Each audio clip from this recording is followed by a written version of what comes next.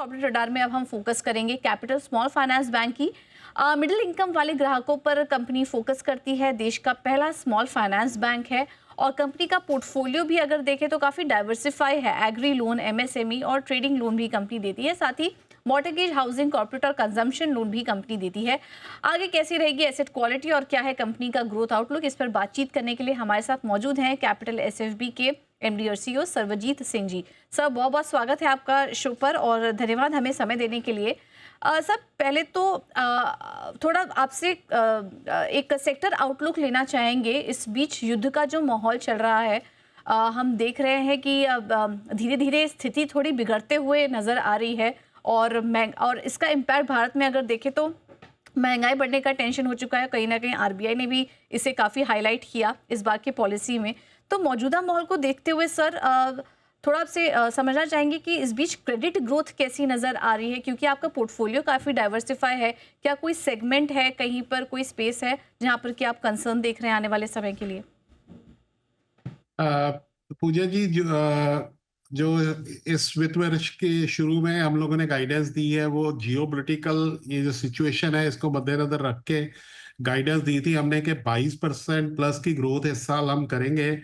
और अगर आज भी हम असेस करें तो हम उस पे स्टिक कर रहे हैं कि जो इस फाइनेंशियल ईयर में और जहाँ गोइंग हैड उसको जियोपॉलिटिकल अदर सिचुएशन की मद्देनजर हम लोग 22% प्लस ग्रोथ कायम रख पाएंगे। और सर, ये जो ग्रोथ है ये कौन से सेक्टर से आपको ज़्यादा नज़र आ रही है? एंड अगेन, क्या कुछ कोई सेगमेंट है जहां पर कि आप थोड़ा स्ट्रेस देख रहे हैं आने वाले समय के लिए? लास्ट ईयर भी हम लोगों ने जो मैक्सिमम ग्रोथ आई थी, जो हमने लास्ट ईयर 21% ग्रोथ पे क्लोज किया था, उसमें मैक्सिमम ग्रोथ एमएसएमई और जो बिजनेस लोन्स है उनसे आई थी। और मेरे को अब भी लग रहा है कि जो पैक को लीड करेगा वो एमएसएमई और ये बिजनेस लोन ही वो लीड करेंगे, और फॉलोड बाय मॉर्टगेज और एग्रीकल्चर। ओके, तो ये एग्रीकल्चर हाँ। जी, बिल्कुल। तो ये सब स्पेस है जहाँ से कि ग्रोथ नज़र आ रही है। सर, आने वाले समय में क्या मार्जिन के फ्रंट पर आप कोई बड़े चैलेंजेस देख रहे हैं? क्योंकि आरबीआई ने फिलहाल तो अभी हाइक नहीं लिया है, लेकिन वो पूरे सिचुएशन पर नज़र बनाए हुए हैं और हो सकता है कि आने वाले समय में रेट हाइक साइकिल की भी शुरुआत हो चुकी है, अगर चीज़ें ऐसे ही आगे भी कंटिन्यू रहीं। तो उस पर आपका क्या कहना है और आने वाले समय में मार्जिन को लेकर क्या आउटलुक बन रहा है आपका? अगर करंट और आने नेक्स्ट क्वार्टर की बात करें तो हमारा जो 50% के करीब जो डिपॉजिट है वो रीप्राइसिंग के लिए ड्यू है, जिसका के मार्जिन पे फेवरेबल इम्पैक्ट पड़ेगा। लेकिन आने वाले समय it's a wait and watch के आगे रेट इंटरेस्ट साइकिल अगर बढ़ता है तो फिर वो उसका इम्पैक्ट वो अगले 2-3 क्वार्टर पे में आता है, लेकिन वो एडजस्ट हो जाता है। लेकिन जो करंट क्वार्टर और नेक्स्ट क्वार्टर, इसमें क्योंकि डिपॉजिट रीप्राइसिंग अभी हमारी ड्यू है, और वो पहले कॉन्ट्रेक्चुअल रेट ज्यादा था अब कम है, तो इसका मार्जिन पे थोड़ा फेवरेबल इम्पैक्ट पड़ेगा। तो ओके, जो बिल्कुल। सर, लोन बुक कैसी है आपकी? थोड़ा अगर हमें लोन मिक्स के बारे में बता पाएँ, कितना कंट्रीब्यूशन फिलहाल रिटेल से आ रहा है और उसमें भी अनसिक्योर्ड की तरफ कितना एक्सपोज़र है आपका? अ, अगर पूजा जी बात करें, हम अनसिक्योर्ड नहीं करते। हमारी जो 99% बुक है वो सिक्योर्ड बुक है। अनसिक्योर्ड लोन्स हम नहीं करते। और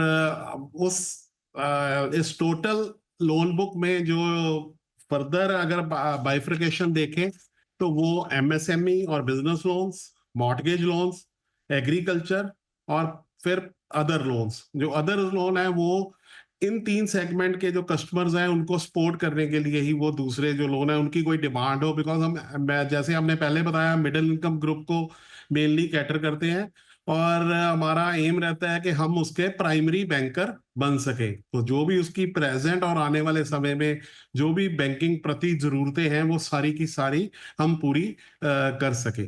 तो हुँ। इसी फोकस को लेकर हम आगे बढ़ रहे हैं। ओके। सर, आपकी प्रोविज़निंग की बात करें तो वो नंबर हम देख रहे थे। इस बार कुछ 6 करोड़ के आसपास की प्रोविज़निंग आपको करनी पड़ी।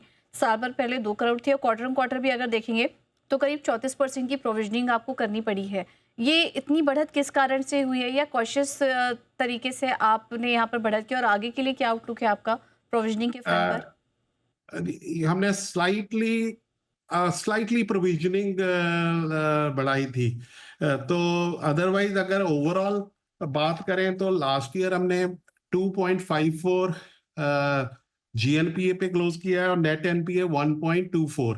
और मेरे को पूरी उम्मीद है कि इसको हम बेहतर ही कर पाएंगे। इसमें मेरे को कोई चैलेंज नजर नहीं आ रहा, जिस तरह का हमारा पोर्टफोलियो है, जिस तरह के कस्टमर से हम डील कर रहे हैं, मेरे को कोई स्ट्रेस नजर नहीं आ रहा ओके सर, एक और किसी चीज़। सेगमेंट में। जी, एक और चीज़ मुझे समझनी थी। इस बार पॉलिसी में ये भी अनाउंसमेंट हुआ है, ओवरसीज़ इन्वेस्टमेंट के लिए काफ़ी सारे रास्ते खुले हैं और एनआरआई डिपॉजिट पर भी ज़्यादा से ज़्यादा बूस्ट करें हम, तो उसके लिए भी आरबीआई ने काफ़ी सारे कदम उठाए। अभी क्या फ़िलहाल आपका कोई एक्सपोज़र है एनआरआई डिपॉजिट्स में, और अगर नहीं है तो क्या कुछ आप प्लान कर रहे हैं आने वाले समय के लिए इस तरफ फोकस करने के लिए, सो दैट आपका डिपॉजिट बेस और ज़्यादा तेज़ी से बढ़ पाए? पूजा जी, इस एनआरआई का जो हमारा टोटल परसेंटेज है वो बहुत बड़ी नहीं है, हुँ, और हुँ। जो है वो भी रिटेल में है। ओके। होलसेल हमारा टोटल जो डिपॉजिट है वो 90% रिटेल डिपॉजिट है, और सिमिलर ये प्रोपोर्शन एनआरआई में भी इसी तरीके की है। सो जो आरबीआई ने अभी वो विंडो जो एफसीएनआर बी डिपॉजिट्स के लिए जो एक हुँ। रियायत दी है अट्रैक्ट करने के लिए, मेरे को नजर नहीं आ रहा कि उस पे हम बहुत we can focus too okay. Much on that. हुँ। वो मेरे को वो शायद जो बड़े बैंक हैं वो उस पे ज्यादा इसका लाभ उठा पाएंगे जो इस सेगमेंट में है। हुँ, बिल्कुल। तो फिर किस तरीके से आप आपका जो कॉस्ट ऑफ बोरोइंग्स है, वो आने वाले समय में फिर आप कैसे देख रहे हैं?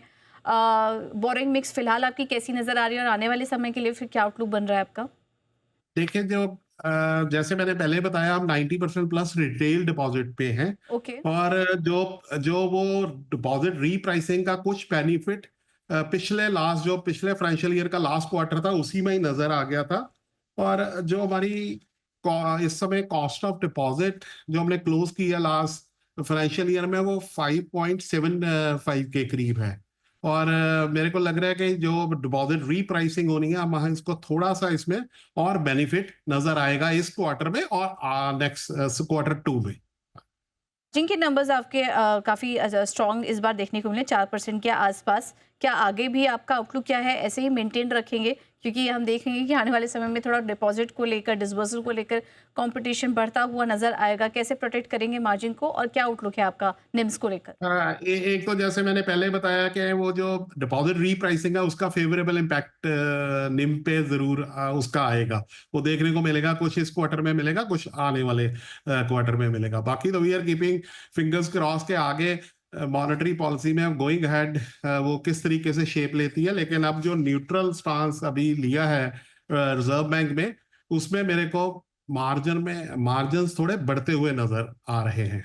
तो चलिए, न्यूट्रल स्टैंस है ऐसे में मार्जिन। बैंकिंग सेक्टर और कैपिटल स्मॉल फाइनेंस का भी मैनेजमेंट का भी यही कहना है कि वो अपने मार्जिन को आगे भी ऐसे ही स्टेबल ही देख रहे हैं। सर, बहुत बहुत धन्यवाद आपका आज अपना कीमती समय हमें देने के लिए, नतीजों पर और ओवरऑल सेक्टर पर अपना आउटलुक हमारे साथ शेयर करने के लिए। Thank you so much.